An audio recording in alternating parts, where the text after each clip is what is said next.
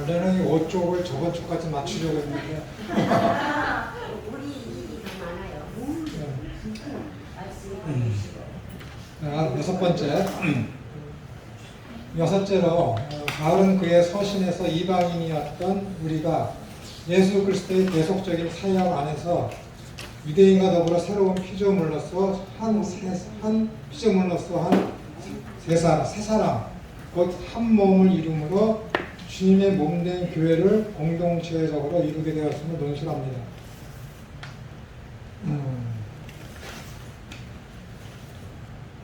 제 기억력이 이렇게 좋지 않은데 한 말이 생각이 나는지.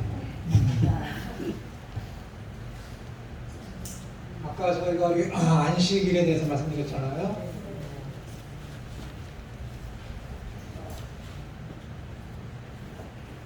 이게 안식이라는 단어거든요.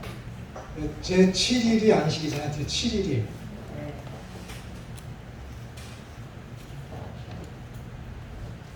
이거는 7, 이거는 안식이라는 뜻이거든요. 그래서 어떤 학자들은 이 샤바트라는 안식이 제 7이라는 샤바, 여기에서 쉐부아라는 단어에서 왔다고 이야기를 합니다. 어떤 학자들은 이게 샤바트라는 써드릴게요. 이게 안식이라는 뜻입니다. 이 단어가 여기에서 이제 7이라는 단어에서 왔다라고 주장하는 사람이 있어요. 왜냐면 7일에 안식하셨으니까. 또 하나는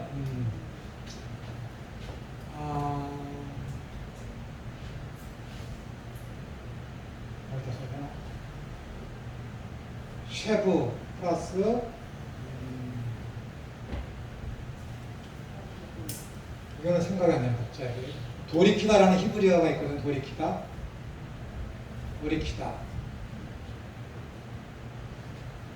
본토로 도리키다. 이 두 단어가 합쳐져서 샤바트라는 안식이라는, 이게 다음에 제가 알아서 같이 해드릴게요. 이 두 단어가 합쳐진 것이 샤바트라는 단어죠. 여기 물론 뭐 폴레스로다가 이제 시작된 단어가 오겠죠. 두 가지 다 이 안식일이라는 단어의 어원이 7이라는 이 쉐부아라는 단어에서 올 수도 있고, 쉐부랑 또한 도리키다라는 이 단어에서 올 수도 있습니다. 본토로 돌아오는 거, 에덴으로 돌아오는 게 안식이다. 가나안으로 돌아오는 게 안식이다. 구속사적으로 이것이 합당하죠. 그러면은 이 쉐부아라는 7이라는 이 단어, 이거 샤바트라고 있는 건 안식은, 이 7이라는 단어를 유대인의 관점에서는 이건 유대인들이 주장하는 거예요. 3 더하기 4가 7이잖아요. 그죠? 3 하면 여러분들은 무슨 생각이 떠오릅니까? 3. 숫자 3이 의미하는 게 뭐 같아요? 네? 하늘에서 성부, 성자, 성령. 3위의 하나님. 보통 개신교에서는 그렇게 하죠. 근데 유대교인들은 성부, 성자, 성령을 인정합니까? 안 합니까? 안 하잖아요. 성자, 그들은 자기들의 예수아라는 이름이 우리가 부르는 지저스, 예수님인데, 그들은 기원 후 4세기부터 지금까지 1500년 동안 예수아라는 이름을 쓰지 않아요. 저주의 이름을 쓰지. 그래서 이 3이라는 숫자를 유대인들은 아브라함, 이삭, 야곱, 하나님과 언약을 맺은 사람들, 백성을 띈 사람들, 이스라엘의 조상 아브라함과 이삭과 야곱을 상징하는 숫자로 3을 봐요. 3. 그럼 4는 뭘까? 4. 네? 이거 맞추면 천재예요. 뭐라고요? 땅에서. 그거는 이제 우리 개신교적인 입장이고, 이스라엘 사람들은 저 4라는 숫자를 저 세 사람의 와이프로 가요. 사라, 리브가, 레아, 라헬. 사람은 3명인데 왜 부인이 4명입니까? 야곱의 부인이 2명이잖아요. 레아하고 라헬. 여자에서 이 세상에서 이방인과 여자를 같이 사람의 계수에 포함시키지 않잖아요. 유대인들이. 그리고 예전에는 그 호적을 따르는 것이 부계를 따랐잖아요. 그런데 2차 세계대전인가 그 이후로는 모계를 따르잖아요. 이스라엘이. 지금 철저히 모계를 따라요. 이 아이가 유대인이냐 아니냐는 유대교를 믿느냐 안 믿느냐와 어머니가 유대인이냐 아니냐를 따져서 이 아이의 혈통이 결정되는 거예요. 그래서 유대인에게 있어서 이 삶은 아브라함과 이삭과 야곱을 상징합니다. 그래서 이제 계약이죠, 계약. 하나님과 계약을 맺은 대표성을 띈 3명. 그래서 4명은 여자, 그 다음에 이방인, 일반 사람들을 가리키는 거예요. 여기 뭐가 있어요? 더하기. 그래서 이 7이라는 것은 연합을 나타낸다는 거예요, 연합. 누구하고? 이방인과 유대인과의 연합. 이방인과 유대인과의 연합이 이루어질 때 뭐가 오는 거예요? 전쟁이 없고 평화가 와서 안식을 누리게 됩니다. 이게 유대인들이 가지고 있는 안식의 개념이에요. 이 안식의 개념이 이 숫자 7에서 왔다고 했을 때 이게 합당하죠. 그래서 바울이 갈라디아서에서 글쎄 복음이 증거될 때 이방인이나 유대인이나 어떤 막힌 담이 없이 하나님이 헐어버리셨다 있잖아요. 그래서 안식이 온다 그러잖아요. 하나님의 참 안식. 다 이 개념입니다. 그래서 유대인이 안식의 개념하고 가장 밀접하게 연관된 것이 샬롬이에요. 샬롬. 평안이라는 단어. 이 평안이라는 단어가 뭐라 그랬어요? 연합을 통해서 이루어지는 것. 밤새 안녕하냐? 전쟁이 없고 완전히 어떻게 서로 어깨 동무를 하고 서로 어깨 동무를 하고 그다음에 어떻게 돼? 서로 포옹했을 때 서로 떨어지지 않도록 손깍지를 끼는 상태. 그것이 샬롬이에요. 서로 껴안아서 이렇게. 결코 우리는 떨어지지 않자. 그러니까 등기에 껴서 서로 꽉 낀 상태. 그것을 샬롬이라고 하는 거예요. 누구하고? 이웃하고 이방인하고. 그래서 절대 헤어지지 않고 흐트러지지 않고 하나가 되고 연합된 상태를 샬롬이라고 보는 거예요. 이거 안식이라는 개념하고 완전 똑같지 않습니까? 유대인들이 바라보는 그것입니다. 그래서 그것을 주도적으로 누가 하느냐? 세상 모든 것들이 다 여호와 하나님 앞에 무릎 꿇었을 때. 그 통치자가 누구여야 되느냐? 유대인이었을 때. 여전히 그들이 가지고 있는 개념이 그거예요. 그래서 이스라엘이 가지고 있는 구원 사상, 메시아 사상은 여전히 뭐예요? 지금 예루살렘에 성전이 건립되어 있는 거예요. 하나님의 임재가 있고 이스라엘이 회복이 되어서 세상을 유대인이 통치하는 것. 그때 뭐가 되는 거예요? 이 샤바트가 일어나고 샬롬이 완성된다라고 보는 것이 그들의 개념이죠. 그러니까 그들이 어떻게 해야 되겠어요? 지금 예루살렘에 있는 무슬림 사원을 어떻게 돼요? 제거를 해야지. 거기 원래 그 자리에 뭐가 있었어요? 예루살렘 성전이 있었잖아요. 근데 그거 헐면 어떻게 되는 거예요? 그 예루살렘 그 무슬림에서 모스크에서 모함했다가 거기서 승천했다 그러잖아. 세계 3대 성지 중에 하나인데 무슬림에 그걸 헐어버리면 어떻게 되는 거예요? 세계 3차 대전이 일어나는 거죠. 그걸 못하는 거. 하나님이 지금 경계를 딱 쳐놓고 막고 있는 거야. 헐지 못하도록. 생각을 해보세요. 지금 중동 지역에 핵폭탄을 갖고 있는 나라가 누구예요? 오로지 이스라엘밖에 없어요. 이스라엘밖에 없다니까. 그것을 이제 이란이 가지려고 아직 힘쓰고 있지 않습니까? 이스라엘이 뭐 힘만 쓰면은 여러분 뭐 7.1 전쟁, 이스라엘이 지금 1945년 이후에 전쟁을 패한 적이 단 한 번도 없어요. 단 한 번도. 백전백승이야. 그들이 전쟁에서 뭐 하면은 이란 그런 옆에 있는 나라들 초토화 뭐 시킬 것 같습니까? 다 할 수 있어요. 근데 못하는 거예요. 왜냐면은 세상 사람들이 믿거나 말거나 하나님께서 뭐 시편 105편이나 여러 가지 이렇게 해서 말씀드렸듯이 각 나라의 경계선을 하나님이 다 줄거놨어요. 지금 못 넘어오게 하나님이 막고 계신 거예요. 이게 성경에서 이야기하는 거예요, 여러분. 제 얘기가 아니라 다 경계선을 쳐놓고 바다에 경계선인데 쳐놔서 물이 넘나들지 못하게 하시고 뭐 나라마다 다 경계선 하나님이 제장해 놓으셔서 각 나라가 침범치 못하도록 하시는 거예요. 그래서 지금 이 세상에 그나마 이렇게 평화가 있는 것이죠. 그래서 이 안식이라는 개념은 완전한 어떤 연합, 하나됨이며, 그다음 아까 우리 목사님께 말씀하셨듯이 이 안식이라는 이 개념의 삼이라는 것은 뭐야? 하늘에서 성부, 성자, 성령 하나님을 나타내는 것이고, 이거 땅에서 사람 그런 것을 나타내는 것이거든요. 그래서 이 참된 연합, 안식이라는 것은 어떻게 되는 거야? 글쎄 신비적 연합. 로마서 5, 6장에 3, 4, 5장에 4, 5, 6장에 있는 그리스도의 어떤 그런 신비적 연합, 성령 충만한 삶을 통해서 어떻게 되는 거예요? 하나님과의 하나 되는 그런 연합을 통해서 참된 안식이 이루어진다라는 것이죠. 그래서 이스라엘 백성들은 어떻게 되는 거예요? 다분히 유대인들은 육신적인 이 땅에서 있을 법한 그런 가시적인 그런 것을 가지고 연합이며 그런 것을 가지고 안식이다라고 이야기하고 있는데, 우리 신약을 믿고 있는 개신교들은 어떻게 되는 거예요? 그런 것이 아니라 성령으로 말미암아 그리스도와 신비적인 연합을 이룬 영적인 하나됨을 우리는 그것을 가지고 안식이다라고 이야기하는 것이죠.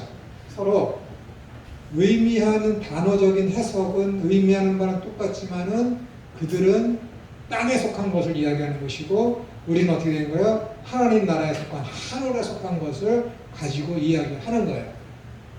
그러면 사람들이 이렇게 두 가지의 해석이 전해졌을 때, 여러분들 아무것도 모르는 상태에서 이 두 가지의 어떤 말씀을 들었으면은 여러분 같은 경우는 어느 쪽으로 기울겠습니까? 당연히 유대인의 해석 쪽으로 기울어요. 왜냐면 이것이 훨씬 더 이성적이기 때문에, 그리고 우리 눈에 가시적인 것이기 때문에 사람들이 그쪽으로 기울 수밖에 없습니다. 그런데 성경에서 이야기하는 바대로 거듭난 사람, 새로운 피조물, 영세전에 선택받은 사람, 믿음을 선물로 받은 사람, 성령을 받은 사람들은 어떻게 되는 거예요? 성령, 영이, 새 영이 우리 가운데 임했기 때문에 이 땅의 것을 추구하지 않고 이 땅에 속한 해석을 받아들이지 않습니다. 받아들이지 않아요. 그런 사람들은 어떻게 되는 거예요? 아까 말씀드렸듯이 팔복의 복을 진짜 복으로 하는 것이지, 구약에서 제시된 씨앗을 뿌렸더니 100배의 결실을 맺어서 부유한 자가 되었더라 라는 그런 땅에 속한 복을 복으로 여기지 않는 자들이에요. 그렇기 때문에 세상 사람들이 어떻게 돼요? 세상이 참된 성도를 감당치 못해요.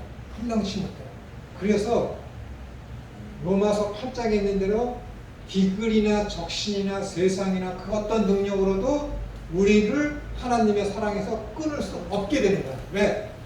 세상 것으로다가는, 땅에 속한 것으로다가는 우리에게 고난이 안 돼. 우리를 협박할 수가 없어요. 왜? 우리는 하나님의 사랑으로 말미암아 하늘의 것을 사모하고 하늘의 것을 진짜로 여기며 이 땅이 본향이 아니라 하나님의 나라가 본향인 것을 믿고 희망하고 그것을 바라고 나가고 있기 때문에 이게 믿음이거든요. 이것을 지켜나가고 이것을 전하는 것이 신앙입니다. 그러니까 이거 대단한 거예요. 그러니까 누구나 가질 수 있느냐? 만세전에 택함받아서 성령을 받아서 구원받은 그 사람들, 믿음을 가진 그 사람들만이 이것을 가질 수 있어요. 그러니까 교회라는 개념은 눈에 보이는 가견적인 그것이 아니라, 제가 전에 말씀드렸듯이 이제 조금 있으면은 유대인이 번역한 신약성경이 나옵니다. 원래 8월에 나오기로 했는데 아마 10월이나 11월, 늦으면 뭐 올해 말쯤에 나오겠죠. 거기에서 나오면은 이 교회라는 에클레시아라는 단어를 메시아닉 공동체로 번역을 합니다. 메시아닉 공동체. 메시아닉이 뭐예요? 예수님을 사랑하는 자들, 예수님을 믿는 자들의 공동체. 에클레시아를 그렇게 번역하겠다고 했어요. 그 사람들이. 우리는 교회라는 단어를 쓰지 않겠습니다. 사람들로부터 굉장히 배타적으로다가 사람들이 이제 질타를 받을 수 있죠. 그러나 성경의 본 의는 우리들은 너무도 그동안 이 교회라는 개념은 어떻게 돼요? 눈에 보이는 이 건물로 생각했기 때문에 이 배타적으로 여겨지고 그것을 받아들이고 좀 힘들게 여겨지겠지만 성경의 보이는 제가 여러분들에게 교회론을 이야기할 때 에클레시아라는 것은 눈에 보이는 것이 아니라 하나님을 믿는 사람들의 공동체라고 했잖아요. 그 의미대로 이 사람들은 이것을 메시아니 공동체라고 번역하겠다고 했습니다. 그래서 이 내 교회라는 것은 뭐예요? 예수님을 사랑하는 사람들의 모임, 예수님을 믿는 사람들의 모임을 가지고 에클레시아다라는 것이죠. 그 요즘에 보면 뭐예요? 박근혜를 사랑하는 사람은 박사모, 그 사람 그런 모임들 설명하기 쉽게 얘기하자면 그런 것이죠. 그런 뭐 추구하는 사상이 같기 때문에 그런 거잖아요. 그러나 이 에클레시아라는 것은 예수님을 믿고 따르며 사랑하며 그분이 다시 오실 것을 대망하면서 하나님 나라를 바라보고 사는 사람들의 공동체가 뭐예요? 에클레시아다라는 거예요. 에클레시아다. 그러니까 그 사람들이 추구하는 것은 뭐예요? 이 땅에 있는 속해 있는 땅에 속한 것이어야 되겠습니까? 절대 그럴 수 없죠. 절대 그럴 수 없다니까. 절대 그럴 수 없어요. 눈에 보이는 것, 그러니까 로마서 8장에 사도 바울이잖아요. 야, 너의 소망이 있어? 야, 눈에 보이는 것을 소망하면 그게 뭔 소망이야? 그 소망 아니라 사도 바울이 분명히 말씀하잖아요. 눈에 보이는 소망은 소망이 될 수 없다라는 거야. 눈에 보이지 않는 소망이 참된 소망이다. 사도 바울이 그렇게 선언적으로 이야기하고 있거든요. 그 눈에 보이지 아니하는 소망이 참된 소망이라는 것은 뭐예요? 이 땅에 속해 있지 않고 하늘에 속한 것. 그것이 뭐예요? 하나님의 나라라는 거예요. 하나님의 나라. 이것을 얼마나 중요하면은 편지에 써서 이야기했겠습니까? 이것이 얼마나 중요하면은 성령님께서 사도 바울에게 영감을 주셔서 성경에 기록했겠냐는 거예요. 그리고 수많은 할 말이 많은 것 중에서 성경의 단어들, 성경에 있는 이야기들을 허튼 거 하나도 없습니다. 왜?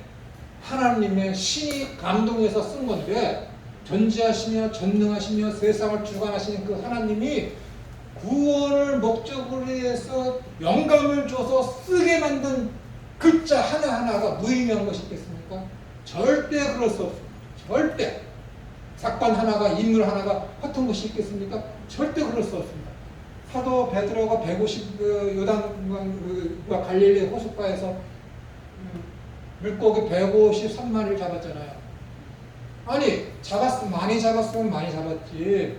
예수님께서 지금 부활하셔서 이제 조금 있으면 올라가시 승천하실 것인데 제자들 앞에 나타나셔서 왜 고기를 잡았는데 왜 153마리라는 단어를 못 들었습니까? 의미가 없는 것 같습니까? 의미가 있습니다, 여러분. 그 히브리어로다가 쓰면은요, 여러분,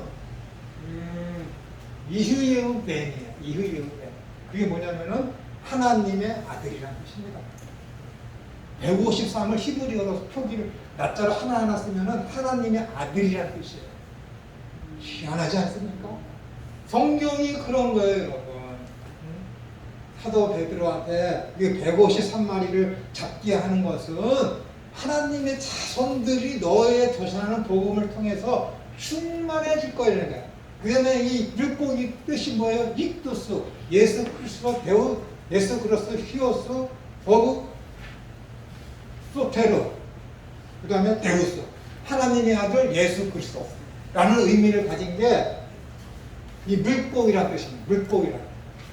물고기란 단어를 철자로 하나하나씩 따서 거기다가 헬라어를 붙이면 하나님의 아들 예수 그리스도, 하나님의 아들 우리의 구세주, 그 뜻이 거기 물고기가 가지고 있는 뜻입니다, 여러분. 희한하지 않습니까? 물고기. 그리고 하나님께서 뭐예요? 아레츠라는 땅의 단어의 뜻이 뭐라 그랬어요? 아레츠. 하나님께서 시작하셨을 때 뭘 시작해? 낚시를 시작했어요.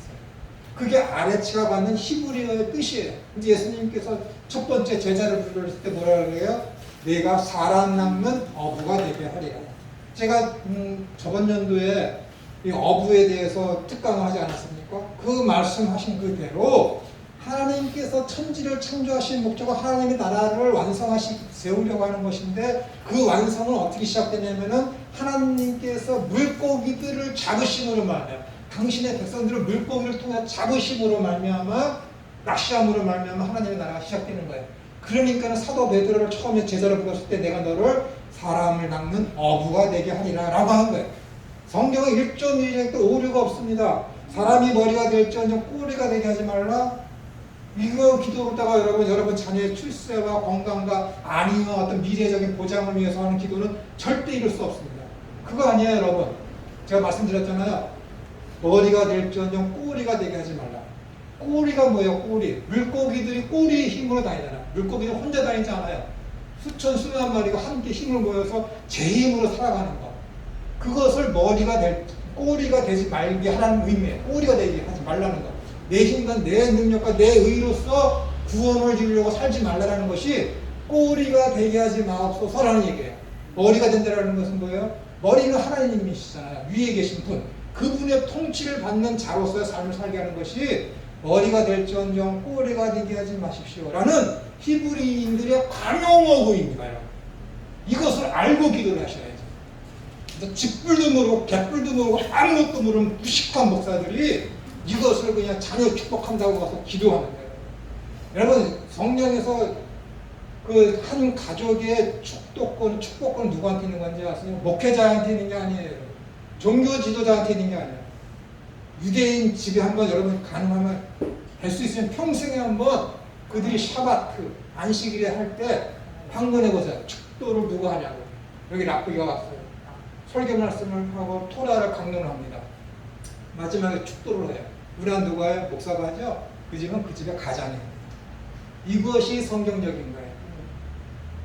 아브라함의 자손들도 그렇고 이삭도 그렇고 야곱도 그렇고 누가 합니까? 그 아비가 하잖아요. 이스라엘은 다 아비들이 합니다. 아버지가. 그런 걸 아셔요. 축복권은 아버지한테 있는 거예요. 그 자식을 그 목사님이 얼마나 잘한다. 성품을 얼마나 잘한다. 얘가 뭐가 되고서 얼마나 잘한다. 내가 하는 거예요.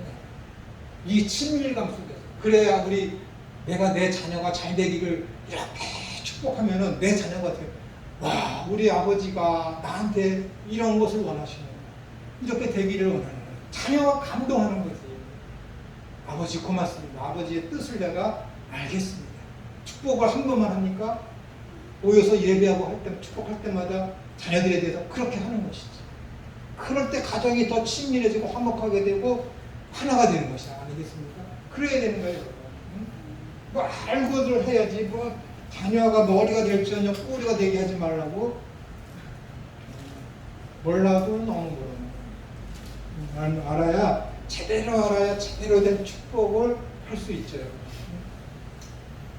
하나님께서 이스라엘 12지파를 만들 때 레위를 뺍니다. 그죠? 땅을 분배할 때. 그래갖고 요셉의 두 아들 에브라임과 므낫세를, 그렇죠? 므낫세인가요? 근데 므낫세 두 아들을 그 12지파에 속하게 하잖아요. 레위하고 요셉을 빼갖고, 그래갖고 에브라임한테는 영적인 축복을 하고 므낫세한테는 땅에 있는 복을 합니다. 땅에 있는 복. 그 사람들이 야 봐라 이렇게 하지 않냐 라고 하잖아요. 그렇다고 해서 그 땅에 그 자녀들한테 땅에 있는 복을 하나님이 주신 참복으로 알고 하면은 큰일 나는 거예요. 물론 이 땅에서도 그리스도인이 잘 먹고 잘 살아가면 얼마나 복이 좋습니까? 근데 그런 것 때문에 어떻게 되는 거예요? 영적인 어떤 신앙 생활에서 침해가 되면은 하나님이 대번에 그거 여러분 다 발라버립니다. 없어버린다니까요. 하나님이 귀히 여기시는 것은 그 사람의 중심입니다. 중심. 그의 영혼의 상태가 어떤가, 그 영혼이 추구하는 것이 무엇인가, 그것을 보시면서 하나님 사람 판단하시면서 그에 필요한 것을 시기적절할 때 채워주시는 것이지, 가식적으로 교회 다니고 가식적으로 예배하고 가식적으로 하나님을 섬기면서 그 하는 사람들이 하면 어떻게 되는 거예요? 그가 부유하고 똥똥거리고 잘 살 수 있는 거예요? 절대 하나님이 허락해서 주시는 것이 아닙니다. 사탄이 잘했다 칭찬해서 사탄이 주는 거예요. 그런 사람들 다 망합니다. 언제요? 마지막 심판 때. 그때가 무서운 것이지. 이 땅에서 길면 지금 뭐 120년 산다고 120년 동안 똥똥거리면 잘 살았는데 영원히 살고 있는 그 나라에 주님의 심판이 있은 다음에 영원한 삶을 거지처럼 물구덩이 속에서 정말 뜨겁게 부자처럼 살면은 그것이 뭔 소용이 있겠습니까? 다시 말씀드리지만 진짜 천국과 지옥이 있다고 확신하고 믿으면은 여러분 이 땅의 것 구할 시간이 없습니다. 그죠? 내가 할 수 있는 한도 내에서 내 삶의 평안과 안위를 위해서 최선을 다하면서 내가 가질 수 있는 만큼 가지면 되는 거예요. 욕심내면은 절대 안 됩니다. 하나님은 다 아십니다. 손은 제가 지금 저렇게 얘기하고 있지만 속으로는 부자 되기 원하고 있다. 다 알고 있지. 근데 나는 어떻게 가르치는 자로서 내 속마음을 숨기고 말씀을 하나님의 뜻을 증거해야 되는 게 가르치는 자로서 의무 아니겠습니까? 저요 부자 되고 싶어요. 우리 셋째 형이 나도 그 재산의 한 100분의 1만 줬으면 좋겠습니다. 내 뜻을 알는가 몰라. 이런 걸 녹음해서 우리 형한테 보내주세요. 갔는데요 이미. 주소 알려드릴까요? 그렇습니다. 어차피. 사도 바울이 이렇게 이방인이었던 우리가 예수님을 만남으로 말하면 연합되는 것, 그것이 하나님의 통치를 받게 되는 것이 추구하고 글을 썼다 해서 이제 제가 안식에 대해서 이렇게 그 유래에 대해서 살펴봤습니다. 뿐만 아니라 주님의 몸된 교회 공동체는 본질에 있어서 천상적 보편의 교회를 지향하므로 결과적으로 하나님의 사랑의 아들의 나라, 곧 하나님 나라에 소속된 새로운 신분의 소유자임을 강조합니다. 신분이 바뀐 거예요. 골로새서 1장 13절입니다. 그가 우리를 흑암의 권세에서 건져내사 그의 사랑의 아들의 나라로 옮기셨으니. 그렇습니다. 옮겨진 거예요. 지상의 성도는 본질에서 이미 천상의 나라를 기업으로 소유한 천국 백성입니다. 그러니까 그렇게 살아야지. 오죽하면 사도 바울이 제가 자주 말씀드리지만은 하나님을 믿지 않는 자들의 대표성을 띈 자들로 술 취한 자로다가 표현했겠습니까? 그리고 우리는 성령 충만하다. 성령 충만한 사람은 당연히 그 삶이 술 취한 사람이 시청하듯이 성령에 취한 사람, 성령에 충만한 사람의 삶은 겉으로 다 표시 나게 되어 있습니다. 우리의 시민권은 빌립보서에 있는 그 말씀대로 하늘에 있습니다. 예수 그리스도의 완성된 구속사역 안에서 성도는 예수 그리스도의 생명에 연합돼 미래의 영광을 현재적으로 이미 소유한 자들로 성경은 말합니다. 그러니까 하나님 나라의 극치에 있을 그 사랑, 성령의 열매를 어떻게 되는 거예요? 이 땅에서도 우리가 맺으면서 살아야 돼요. 완벽한 그런 열매를 맺지는 못하지만은 그 맛을 우리가 보았듯이 맛을 내면서 살아야죠. 그 열매는 내가 맺는 것이 아니라 갈라디아서 5장 20절에 있는 그 말씀대로 오직 성령의 열매는 했으니까는 성령이 맺게 하는 거예요. 그러면은 거기에 기록된 9가지의 그런 사랑과 희락과 온유와 충성과 양성과 절제, 그런 9가지의 열매를 어떻게 되는 거야? 맺지 못한다? 성령이 없는 거지. 내가 맺는 게 아니라 성령이 맺게 하시기 때문에 거기서 제시된 최소한의 9가지 열매를 내가 맺고 있지 못하고 있다? 성령이 없는 거죠. 아닙니까? 성령이 없는 거지. 성령이 내 속에 계시다면 성령께서 열매를 맺으시죠. 그분은 전지하시며 전능하신 성삼위 일체이시니까, 하나님이시니까. 그러니까 당연히 맺게 되는 거예요. 그러니까 다시금 우리는 팔복으로 돌아갈 수밖에 없어요. 하나님을 믿어, 성령이 내 속에 있어, 그럼 마음이 가난해야지, 다른 사람을 긍휼히 여겨야지, 마음이 온유해야지, 너희들 의를 위하여 핍박을 받아야지, 마음이 청결해야지, 예수 그리스도를 본받는 것을 기뻐해야지. 그거 안 돼? 가짜라니까요.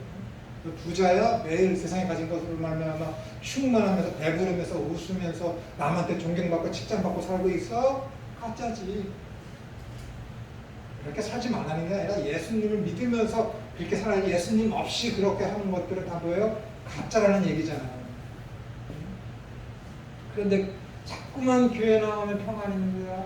영적인 평안을 얘기해요. 자꾸만 교회 나오면 잘 먹고 잘 살고 병이 났습니다 라고 얘기하면은 산상수훈의 말씀은 어떻게 된 것이며 구약시대 때에 고난당했던 표본으로 내세운 선지자들의 삶은 무엇이고 누가복음에서 제시된 잘 먹고 잘 살고 칭찬받고 건강하게 오래 살고 있는 시편 37편과 73편과 누가복음 6장에서 제시된 거짓 선지자들의 삶은 무엇입니까? 예수님 그렇게 제시했는데 제대로 올바른 믿음이 구원을 주시는 것이지 그냥 믿는다고 해서 다 그것이 우리에게 그냥 구원을 가져다 주는 것이 아닙니다. 제가 여러 번 수십 번 말씀드렸지만은 요한복음 6장인가 거기서 오직 성령께서 하시는 일이 뭐라 그러세요? 죄에 대하여, 의에 대하여, 심판에 대하여. 성령님 하시는 일이 그거예요. 죄라는 것은 뭐예요? 예수님은 하나님의 아들을 믿지 않는 게 죄예요. 의에 대하여는 뭐예요? 예수님께서 하나님 나라로 갔다라는 것이죠. 왜 하나님의 나라로 간 것이 의예요? 하늘 위로 올라간 것이 왜 의입니까? 이 땅에 있다가 하나님 계신 우편에 앉아 계십니다. 그것은 뭐예요? 예수님께서 하신 그 모든 일들이 옳다라고 하나님께서 인정하신 거예요. 그러니까 그것이 의이지. 하나님이 옳다라고 인정한 게 의이지. 그래야 관계가 회복이 되지. 심판에 대해서는 뭐예요? 악한 사탄이 지옥 구렁텅이에 떨어지는 거예요. 그 다른 모든 추종자들이 지옥에 가는 거예요.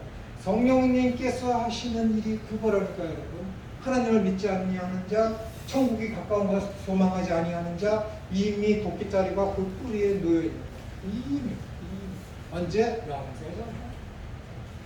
그들은 절대 하나님 믿고 싶어도 못 믿습니다. 좁은 길로 들어가 그래요. 가고 싶어. 근데 어떻게 돼요? 들어가고 싶어도 못 들어가는 자가 많으니라. 얼마나 무섭고 믿고 싶은데 믿어지질 않아. 근데 나 같은 놈은 좀 안 믿고 편하게 살고 싶은데 부정이 안 돼. 그거 어떻게 되는 거야? 얼마나 무식한 겁니까? 생각을 해보세요. 죽었던 자가 살아났어? 그런 게 어딨어요, 여러분? 내가 수백 번 말씀드리지만 그런 게 어딨어요?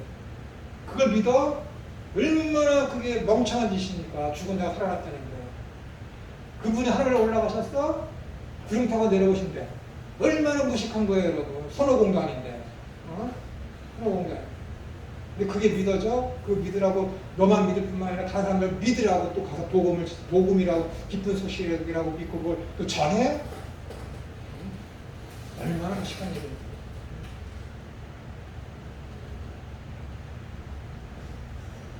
우리는 이 땅에 살면서 하나님 나라에서 있을 그 극치를 맛본 자로서 여기서 그것을 실현하면서 나타내는 삶을 여기서 살아야 돼요. 그러니까 세상 사람들이 표현하는 같은 행복, 같은 기쁨, 같은 감사를 해서는 안 되는 거예요.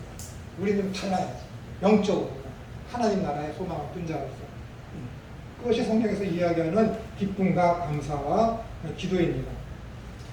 성도의 현재적 삶의 성격을 현재적 하나님 나라에 소속돼 하나님의 말씀의 통치를 적극 받아 누리는 천상적 삶으로 간주해 설명하는 이유가 이런 원리에 근거합니다. 이런 사실로 인해 성도들은 오직 그의 나라와 그의 의를 구하라는 명령을 생명의 도리로 바꾸는 가운데 하나님 나라의 선양과 전하는 것이 좋게 확장과 종말론적 시전이라는 궁극적 명제를 가지고 살아가는 하나님 나라의 거룩한 친백성들로 살아가야 할 것입니다.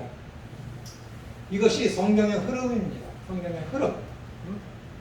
이 6가지. 그리고 이 외에도 아까 말씀드렸듯이 성경은 언약적 관점으로 봐야 되는 거예요. 지금 이루어지고 있는 모든 것, 구세주가 오신다. 구세주가 오신다. 그분이 하나님 나라를 세운다. 이건 뭐예요? 언약이잖아요. 언약. 그래서 성경이 어떻게 되는 거예요? 구약, 신약. 옛, 언약, 새, 언약. 이거예요. 그러니까 성경은 어떻게 돼요? 언약적인 관점으로 봐요. 언약 안에 모든 것이 다 있어요. 언약 안에 어떻게 돼? 하나님의 속성, 하나님의 성품, 예수님의 오신 하나님의 나라, 하나님의 통치가 이 언약 안에 다 있는 거예요. 언약 안에. 언약의 이 관념 안에, 이 언약의 어떤 흐름 안에 다 있는 거예요. 언약은 뭐예요? 하나님께서 문화명령 창세기 1장 25절부터 28절에 있는 그 문화명령을 통해서 언약을 하셨죠. 그것을 이루시기 위해서 계시록까지 가는 거예요. 이것을 언약이라고 하는지. 그 사람이 어겼어? 창세기 3장 15절. 여자의 후손이 와서 뱀의 머리를 박살내고 머리를 상처를 내고 뱀은 여자의 후손의 뒤꿈치를 상처를 낼 것이다. 라는 이것이 어떻게 돼요? 결국은 예수님을 오셔서 예수님께서 다시 재림하시고 말미암아 그 언약이 문화명령이 성취된다. 이것이 언약이에요. 성경 전체를 이끌어가는 언약. 이 언약 안에 뭐가 있는 거예요? 이 언약이 이루어진다는 것을 확증시키고 믿게 하기 위해서 하나님께서 사건과 인물과 어떤 제사나 율법이나 모든 제도들을 다 끄집어들여서 사람들로 하여금 일반 역사 속에서 그 역사하심으로 말미암아 그걸 구속사를 갖고 와서 다 믿게 만드는 거야. 그 가운데 있는 것이 뭐예요? 예언. 그 가운데 있는 것이 예언입니다. 예언. 언약은 처음부터 끝까지의 어떤 한 루트를 얘기하지만은 구약 시대 때 예언된 그 예언들은 뭐예요? 이 언약을 믿게 하기 위해서 쓰임받은 하나님의 작은 약속들이에요. 작은 사건들이다.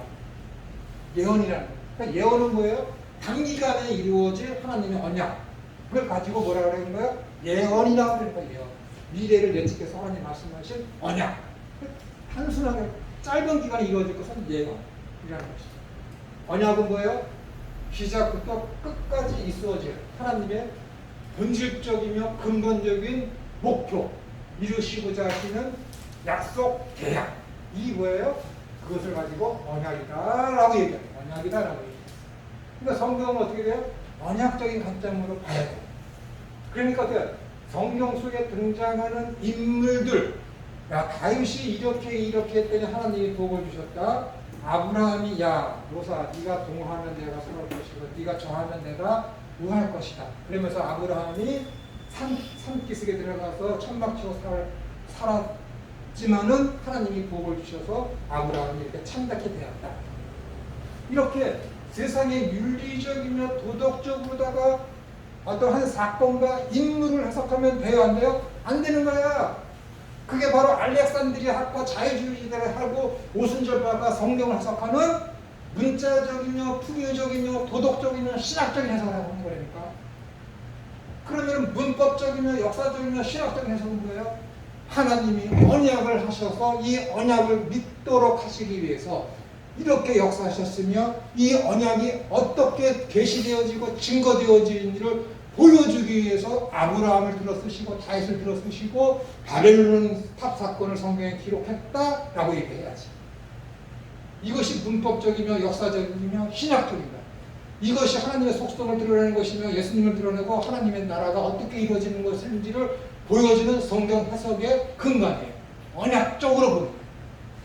여기는 그 어디에도 도덕적이며 그런 것을 통해서 이 사람을 본받자라고 하는 식으로 성경을 해석하면 절대 안 되는 거예요. 그 누가 하는 거예요? 자유주의자들이 하는 거니까. 자유주의자, 철학자, 자유주의 목회자 대표성을 띈 니체가 어떻게 했습니까? 이 19세기 말년에 저번에 제가 얘기하다가 눈물이 흘렸지만 이 사람이 목회자의 아들로서 삶을 살면서 목사의 일을 하며 철학을 하고 성경을 가르쳐 지키게 하면서 최선을 다할 정 사람이 듣질 않아. 그 사람이 추구하는 게 뭐예요? 도덕적이며 윤리적인 삶을 기독교인이 살아내야 되는데 그거 살지 못해. 그냥 교회에 대해서 하는 것이 뭐예요? 신은 죽었다라고 얘기하는 거예요. 왜? 그가 추구하는 성경 해석이 뭐야? 도덕적이며 율법적이며 윤리적이니까 문자적이며 풍요적이며 도덕적이며 신학적인 해석을 하니까는 하는 소리가 뭐예요? 신은 죽었다 이라고 얘기해요. 그러니까 여러분 성경을 그렇게 그런 식으로 성경을 보게 되는 거예요. 자유주의 신학자들이 다 뭐예요? 성경을 도덕적으로 보는 거예요. 그러니까는 어떻게 돼요? 조직신학은 어떻게 되는 거예요? 제가 여러분과 함께하고 있는 조직신학은 성경의 틀, 성경을 이런 관점으로 봐야 됩니다. 성경에서 강조되는 것은 이것이고 성경의 흐름은 이것입니다라고 제시하는 것이 조직신학이에요. 체계적으로 성경을 봐야 된다고 하는 것이 조직신학이라고. 그럼 성경에 어떤 한 틀이 있지. 성경을 이렇게 봐야 된다는 어느 하나의 중과 틀이 있지. 예수님께서 말씀하신 대로 누가복음에서 얘기하고 요한복음에서 말씀하셨듯이 야, 이 성경은 나에 대해서 기록한 거야 라는 그거 기독론적이며 그 다음에 디모데후서에 있는 말씀대로 모든 성경 하나님의 감동에서 구원에 이르게 하는 지혜, 구원론적인 성경관, 이 모든 것을 주관하시는 하나님의 성품, 속성이 성경에 드러나 있지. 그러니까 성경을 어떻게 해석을 해야 돼요? 하나의 중거 틀이 있잖아. 이런 식으로 해석을 해야 된다. 이것을 이야기하는 것이 뭐예요? 조직신학이라니까. 근데 자유주의자들은 어떻게 돼요? 조직신학이 있으면 어떻게 되는 거야? 자기네들이 성경을 보는 관점과 성경을 해석하고 싶은 마음대로 하려고 하는 성경 해석을 어떻게 돼요? 이 조직신학에 딱 걸리니까 못하는 거야. 그러니까 도굴 같은 이 미친놈들이 이것들이 하는 소리가 뭐예요? 조직신학은 없어져야 된다. 거기에서 나와.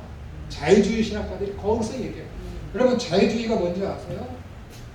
성경을 마음대로 해석한다는 그런 의미가 있는 것이 아니라 그동안 조직 신학 체제 내에서 성경이 쭉 번역, 해석되어지고 설교되어져 왔어. 이것을 벗어나서 설교하고 성경을 해석하려는 시도를 하는 자들을 가지고 자유주의라고 해요. 자유주의. 리버티. 프리가 아니라 리버티. 프리는 좋은 거예요, 여러분. 프리. 자유. 하나님 안에서 자유할 때 프리를 얘기하는 거예요. 근데 자유주의 신학자는 리버티라는 것은 뭐예요? 사상의 자유, 내 생각의 자유, 하나님의 주권을 부정하고 인간을 높이 서서 인간이 원하는 대로 하고자 하는 것이 뭐예요? 리버티. 자유주의자, 자유주의. 얼마나 무섭습니까? 거기서 나오는 것이 뭐예요? 인간의 사상과 인간의 어떤 생각을 중요시 여기면 당연히 대두되는 것이 뭐예요? 인권입니다. 인권, 인본주의. 다 그렇게 흘러가는 거예요. 그러니까 성경을 바라보는 이 기초가 되는 중거틀이 되는 이것을 여러분들이 잘 가져야지. 그것이 뭐라고? 성경을 바라보는 시각과 방법이 역사적이면 문법적이면 신학적이어야 되는 거야. 그러니까 그 당시의 상황을 알아야지. 그 당시에 쓰였던 언어를 알아야지. 언어를.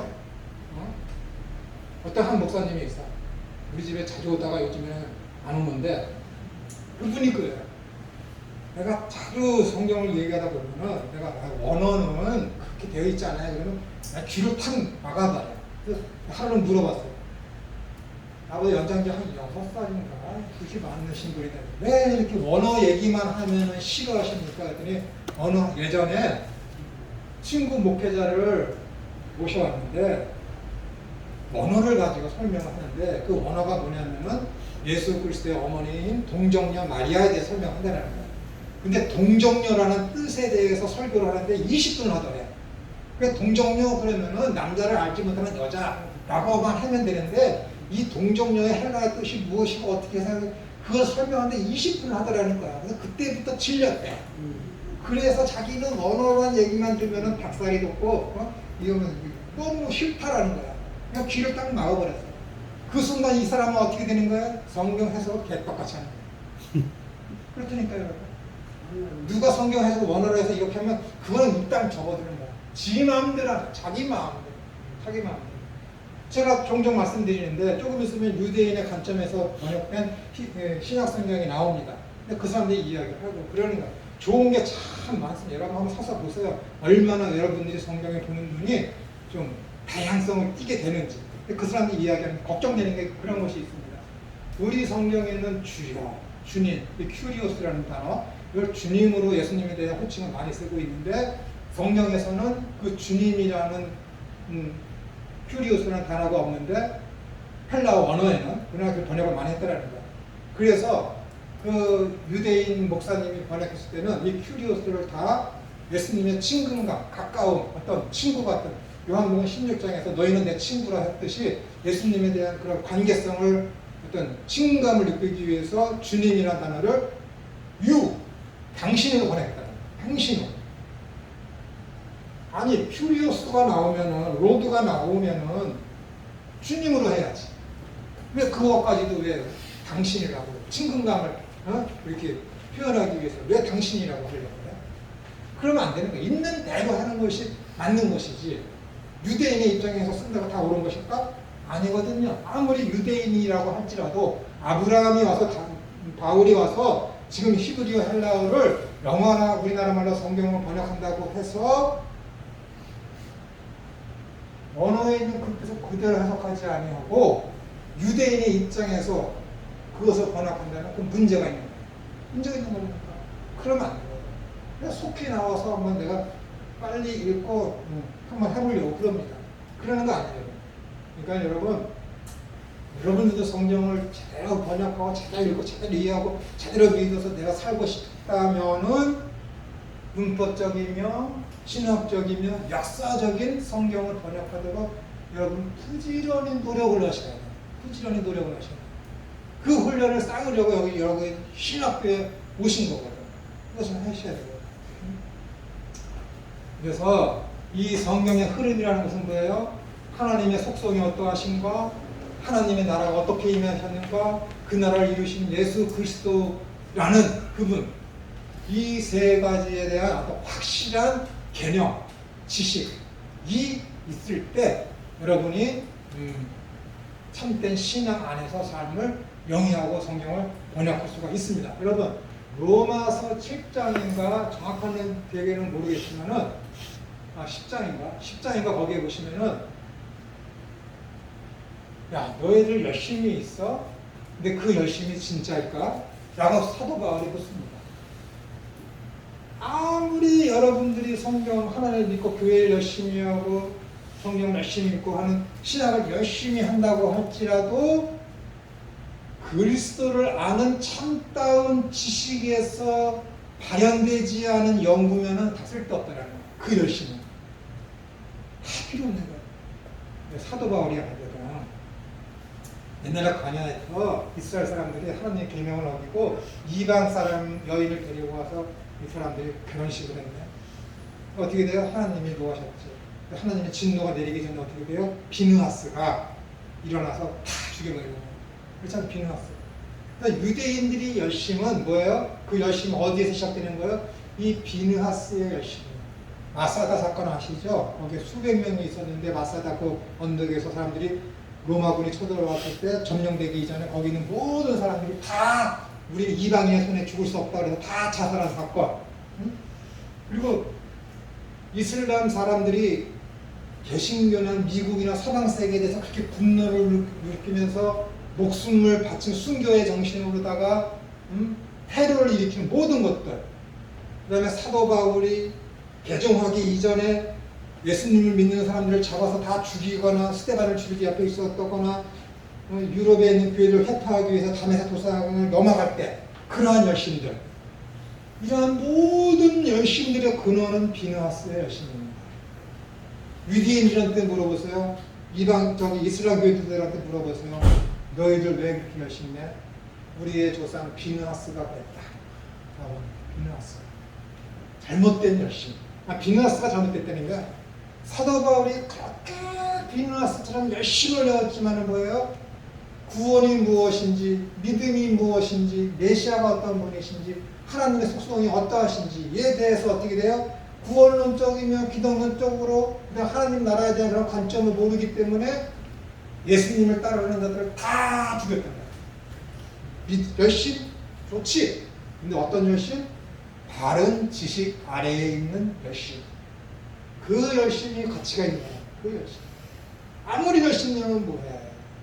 사람 죽이는 겁니다. 여러분, 정말로 의술이 좋아. 화타 같은 그런 최고의 의술을 받았어요. 그 사람이 어디에 있느냐가 중요해요. 해적선에 타 있어요. 남의 것을 약탈하는 바다의 도적들. 그 사람이 일을 한다고 그래서 해적들을 치료해주고 죽어가던 해적들을 살려주면 의로운 사람들한테는 그게 좋은 일입니까? 아무리 열심을 낸다고 해도 아니에요. 그 해적선에서 이 사람이 나와야지. 좋은 사람들을 치료해주고 해야지.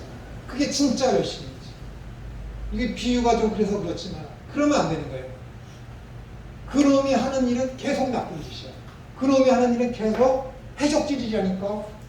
해적선에 타서 해적을 위한 일은 다 해적질이야. 다 도둑질이라니까. 사탄에 죽어서 사탄의 열심, 사도 바울이 개종하기 전에 그 열심은 다 뭐야? 교회를 위한 일이 아니라 교회를 회파하는 일이야. 하나님 나라를 위한 일이 아니라 하나님 나라를 회파하는 일이니까. 하나님을 위한 일을 한다고 했지만 하나님의 일을 방해하는 거니까. 이해가 되세요? 지식이 없으면 망하. 여호와를 알아 힘써 여호와를 알아. 없음 이 민족이 하나님 여호와를 아는 지식이 없으므로 말미암아 패망하느니라. 지식이 그렇게 무서워. 너희도 선생 되려고 하느냐? 하지 마. 너희도 한 사람 시켜 차라리 내 연장목들을 내 목에 들고 바닥으로 뛰어들어가 죽어봐라. 얼마나 중요하냐. 주님께서 교사들에게 그런 말씀을 하시면서 이렇게 말씀하셨어요. 가야 되는 거야. 이 성경을 관통하는 흐름이 무엇인지를 알아야 돼. 그 주인공이 누군지를 아셔야지. 하나님의 속성이 어떤 것인지를 알아야지. 그래야 성경을 해석하는데 유익을 주지. 그래야 자유주의, 그 알레고리컬한 그 알렉산드리아파의 그런 잘못된 성경 해석에 그 오류에 성경을 왜곡시키는 그런 길로다가 내가 빠지지 않게 되는 것이죠. 성경이요 구주전에 많이 주십시오. 어떤 관점으로 여기서 예수님이 어떤 모습인가, 여기 하나님의 속성은 어떻게 드러나고 있는가, 여기서 하나님의 나라는 어떻게 제시되고 있는가.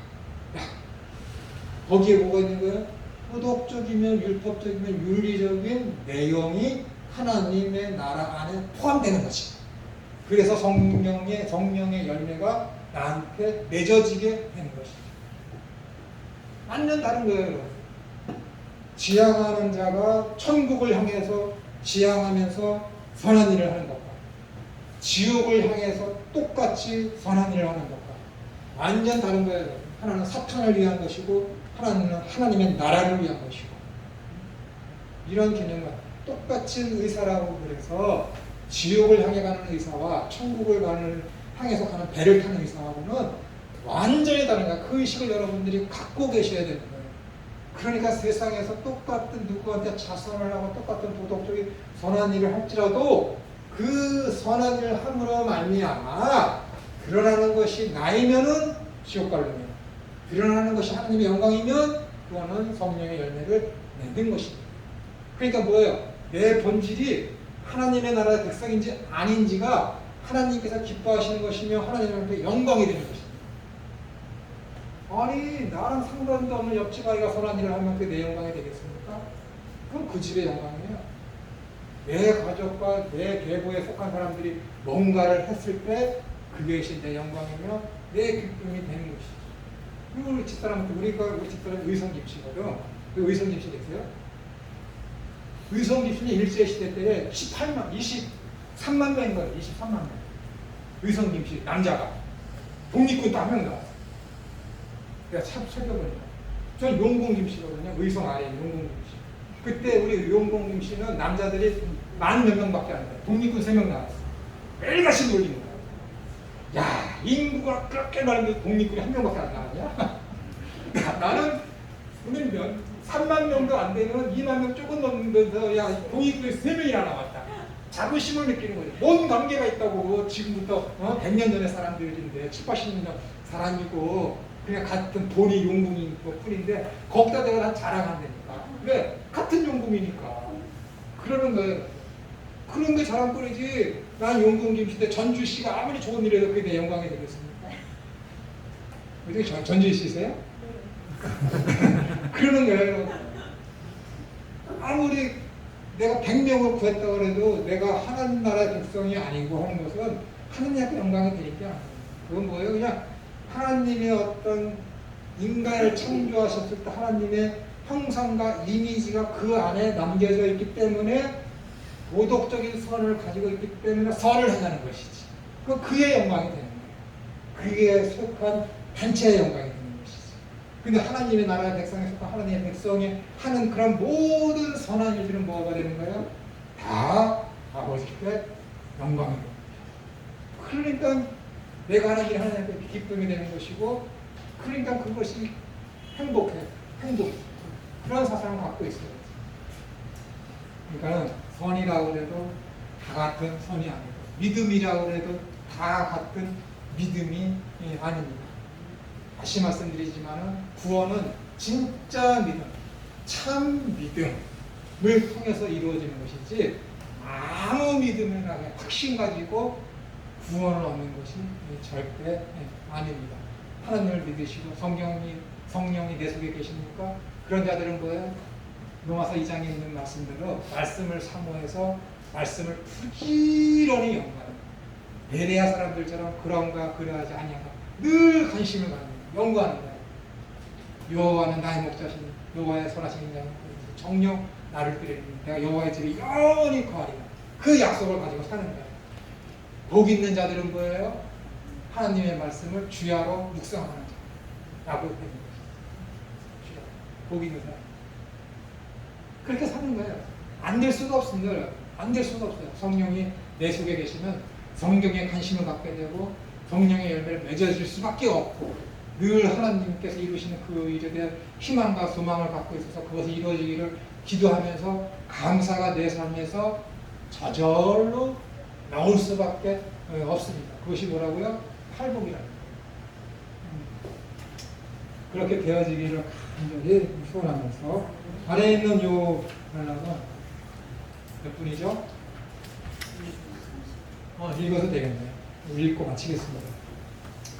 우리는 이상의 진술들을 통해 성경이 제시하는 주제들이 다양함에도 불구하고 이들 세부적인 주제들을 총괄하는 단일한 주제는 단연 하나님 나라 사상에 집중된다는 사실에 달리 이견이 없음을 확인하게 됩니다. 이 모든 것이 어디에다가 어떤 것이 지금 이렇게 6가지의 어떤 주제가 있었는데 그래서 다 이렇게 하나로 뭉뚱그려지는 것이 뭐예요? 하나님의 나라.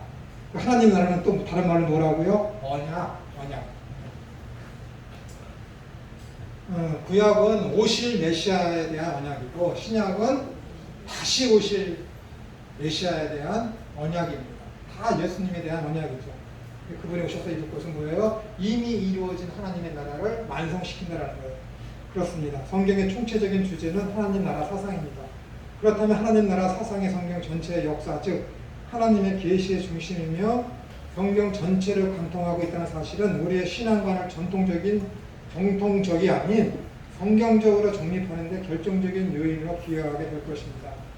사람의 계명으로 교훈을 삼는 정통적이고 유전적인 신앙관은 그것이 제 아무리 기독교적으로 치장되었다 할지라도 본질에서 하나님과의 뜻과는 무관한 헛된 경배로 판정되기에 결과적으로 불법적이고 불법정적으로 간주될 수밖에 없기 때문에 그렇습니다. 전통에 따라서 하는 것이 아니라 성경적으로 하는 것이 중요하다라는 거예요. 전통에 따라서 한다고 그러면 어떻게 되는 거예요? 같은 기독교에서 쓰는 구교와 신교를 나누지 않습니까? 그러니까 구교가 더 전통적이죠. 그것을 따라야 된다는 것이잖아요.